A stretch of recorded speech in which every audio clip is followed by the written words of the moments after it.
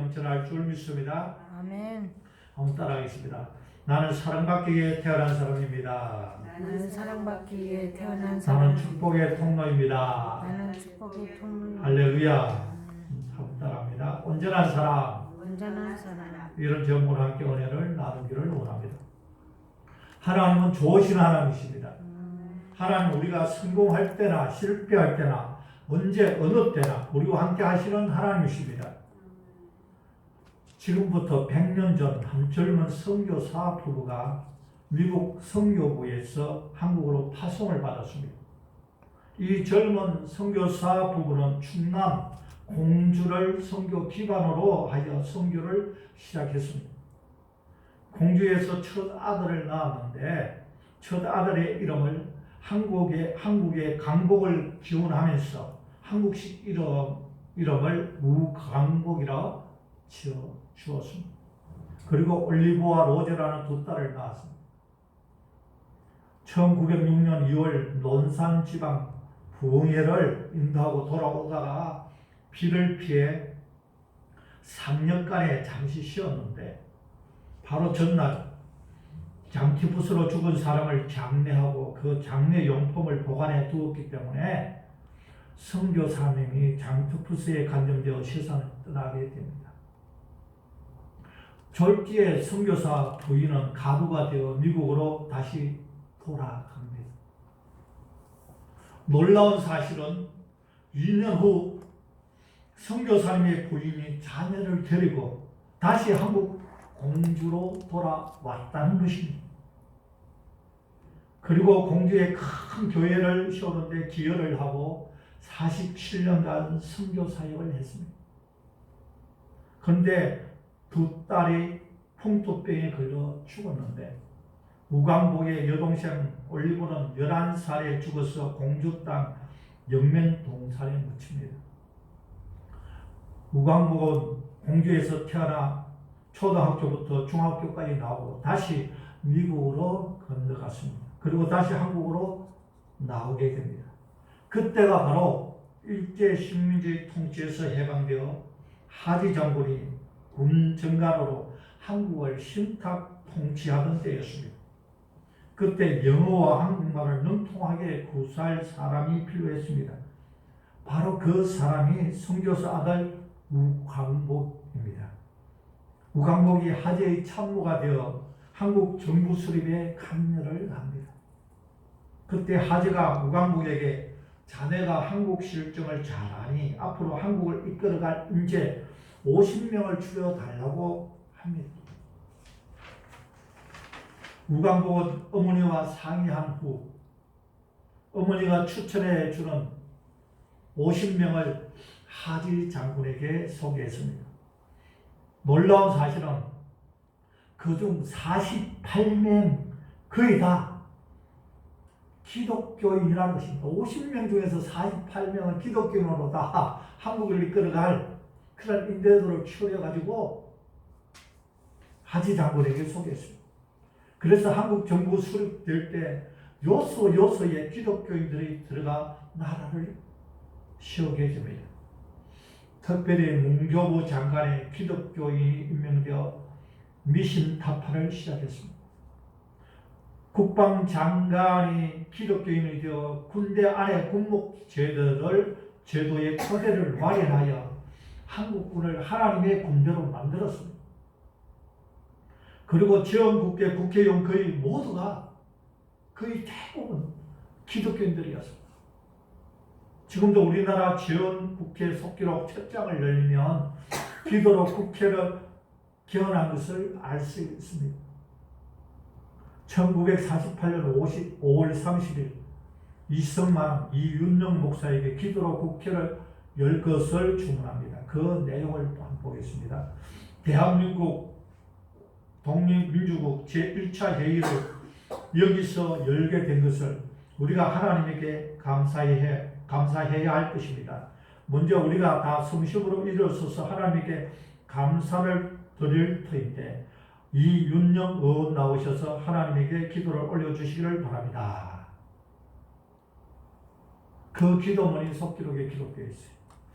이 우주와 만물을 창조하시고 인간의 역사를 섭리하시는 하나님이시여, 이 민족을 돌아보시고 이 땅에 축복하셔서 감사에 넘치는 오늘 있게 하심을 주님께 저희들은 성심으로 감사하나이다.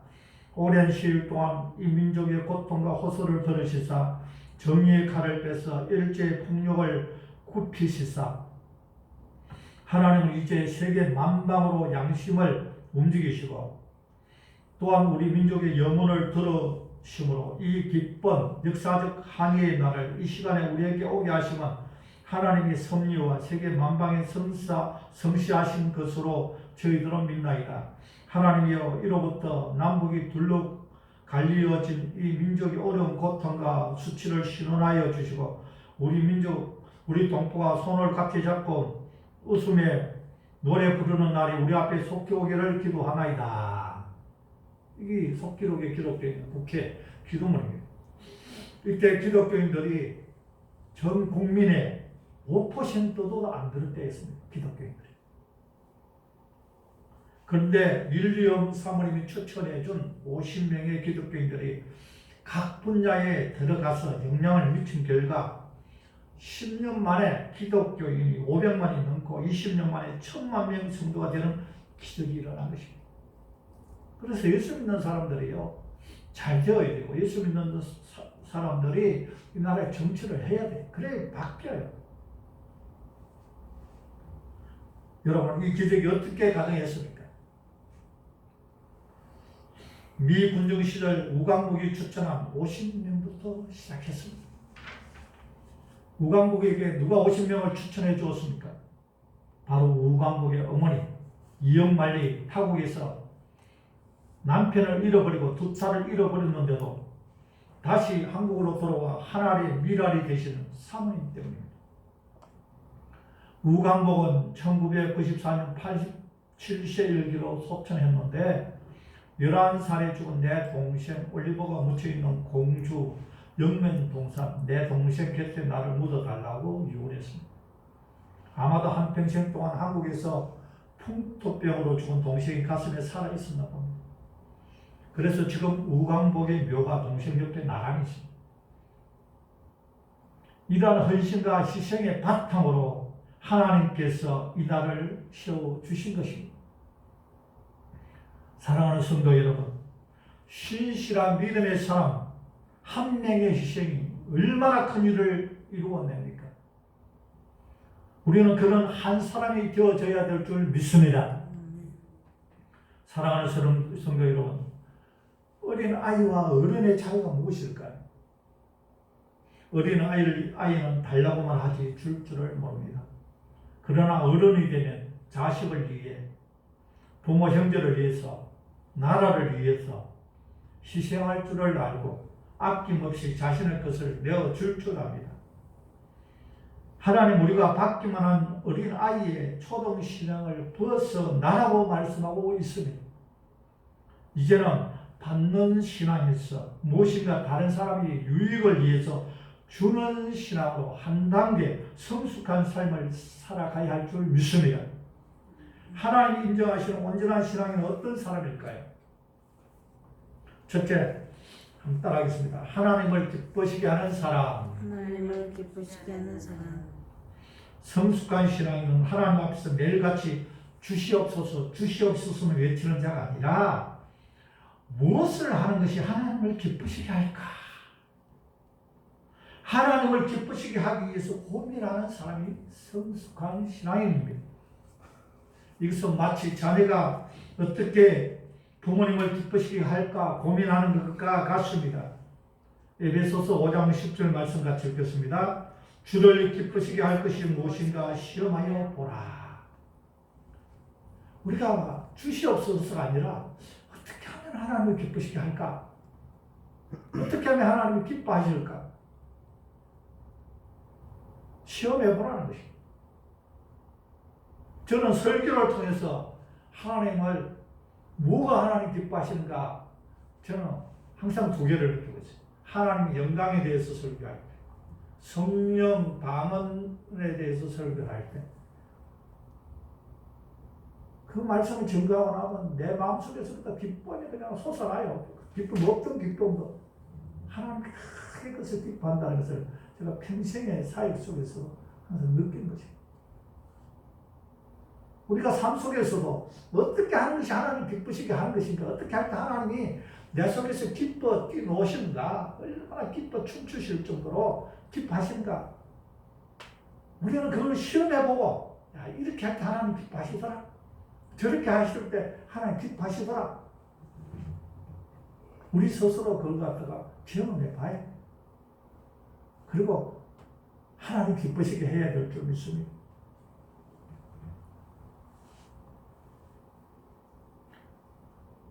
하나님은 우리를 위해 먼저 자신의 독생자까지 내어주시고 우리에게 영원한 생명을 주셨습니다.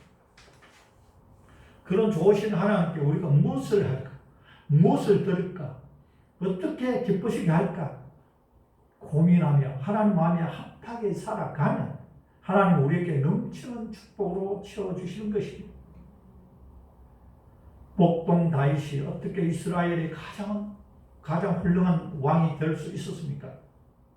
사도행전 13장 22절에 보면 내가 이새의 아들 다윗을 만나니 내 마음에 맞는 사람이라 내 뜻을 다 이루리라 하시더니, 하나님의 뜻을 이루어 드리는 사람이 되었기 때문에 다윗은 이스라엘의 위대한 성군이 될 수 있었다는 것입니다. 그래서 하나님이 다윗을 향해 내 마음에 맞는 사람이라고 말씀하신 것입니다. 우리는 하나님 앞에서 무엇을 받을까 고민하지 말고 어떻게 하면 하나님 기쁘시게 할까를 고민할 줄 아는 사람이 되어야 합니다. 우리의 삶이 하나님의 뜻과 일치하고 하나님이 기쁨이 되어지기만 하면 하나님 우리에게 하늘의 모든 은혜와 축복을 물붓듯이 부어주시는 것입니다. 누가복음 6장 38절 같이 읽겠습니다. 주라 그리하면 너희에게 줄 것이니 곧 후이되어 누르고 흔들어 넘치도록 하여 너희에게 안겨주리라.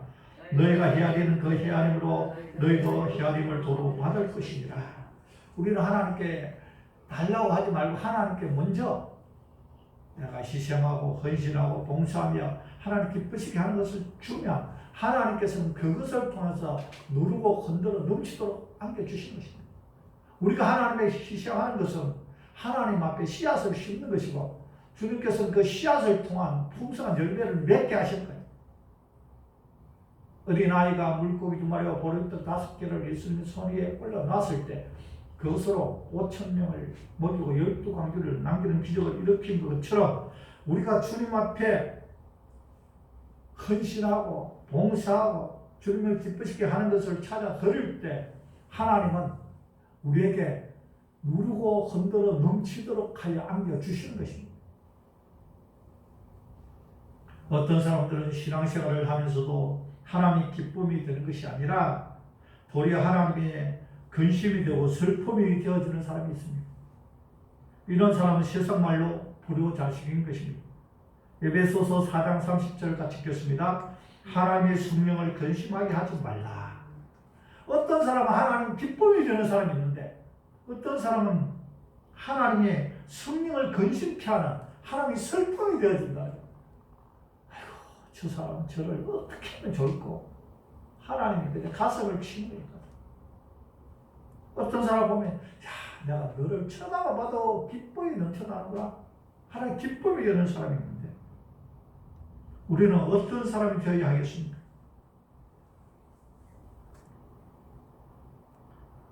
어떻게 하는 것이 하나님께 기쁨이 되어지는 것입니까? 먼저 하나님과 가까이 하면서 깊은 하나님과 교제를 이루어야 됩니다. 기도를 통하여 하나님의 마음이 어떻고 하나님의 뜻이 무엇인가를 기도를 통하여 대화를 통하여 하나님과 교제를 나눠야 돼요. 그래야 하나님 무엇을 기뻐하시는지를 알고 하나님 기쁘시게 할 수 있습니다. 그리고 하나님 무슨 말씀을 하시는지 잘 듣고 깨달아 순종해야 됩니다. 하나님 말씀을 통하여 성경을 통하여 이야기했는데 성경하고 거꾸로 살아가요. 그러면 하나님 근심하게 되는 것이죠. 베드로후서 3장 18절 말씀 같이 읽겠습니다. 오직 우리 주 곧 구주 예수 그리스도의 은혜와 그를 아는 지식에서 자라가라. 하나님께서 우리에게 원하시는 것은 성경 말씀으로 자라가라는 것입니다. 성경을 모르는데 어떻게 성경 말씀대로 살 수 있어요? 먼저 성경을 알고 지식에서부터 하나님 앞에 자라가야 돼. 지식으로 충만해야 돼. 하나님 말씀으로 충만해야 돼. 그래야 예수님을 닮아갈 수 있는 것입니다. 또 전도할 때 하나님이 기뻐하십니다. 하나님의 최고의 기쁨은 죽어가는 영혼이 죽기를 돌아오는 일입니다. 하나님은 한 영혼이 천하보다 더 귀하다고 했습니다.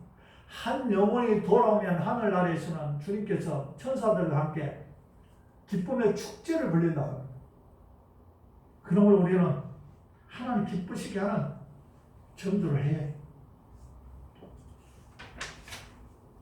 저는 전도 왕들이 저주받아 살아가는 것을 본 적도 들어본 적도 없습니다. 우리가 하나님 일들을 하고 하나님 기쁨이 되어지기만 하면 하나님 우리의 모든 필요를 다 채워주십니다. 전도 왕들을 보면 알잖아요. 그 사람들은 망하는 거 봤습니까? 하나님 기쁨이 되십시오. 어떻게 하면 하나님을 기쁘시게 할까 고민하며 살아가십시오. 그것이 내가 내 일을 어떻게 해결할까 고민하는 것보다 훨씬 더 빨리 내 문제를 해결하고 축복받는 길입니다. 다윗처럼 하나님 마음에 합한 성숙한 온전한 신앙이 되시기를 축원합니다. 두 번째 따라하겠습니다. 이웃을 돌봐주는 신앙인. 이웃을 돌봐주는 신앙인. 성도의 삶은 다른 사람을 돌보아주는 삶인 것입니다. 우리는 이제 나를 위해 사는 사람이 아니라 다른 사람들을 도와주고 많은 사람들을 유익하게 하기 위해서 사는 사람들입니다. 성도는 돈을 벌어도 자신을 위해 돈을 버는 것이 아니라 다른 많은 사람들의 유익을 위해서 교회와 나라와 민족을 위해 아름답게 쓰임받기 위해서 돈을 버는 것입니다. 미국의 갑부들을 보십시오. 수많은 다른 사람들을 위해서 기부를 해서 수많은 사람들을 돕습니다. 그러니 하나님께서 그 나라를 축복하십니다. 교회에 새로운 신자가 왔는데도 본체 만취한 사람이 있다면 이 사람은 하나님 기쁨이 될 수가 없습니다. 새로운 사람이 먼저 와서 인사할 수 있겠습니까? 어렵습니다. 하루라도 먼저 온 사람이 가서 새로운 사람에게 어서 오십시오. 만나서 반갑습니다. 그리고 인사를 해주고 따뜻하게 인사를 해주고 맞이해줄 때 그 사람이 기뻐하는 것이지.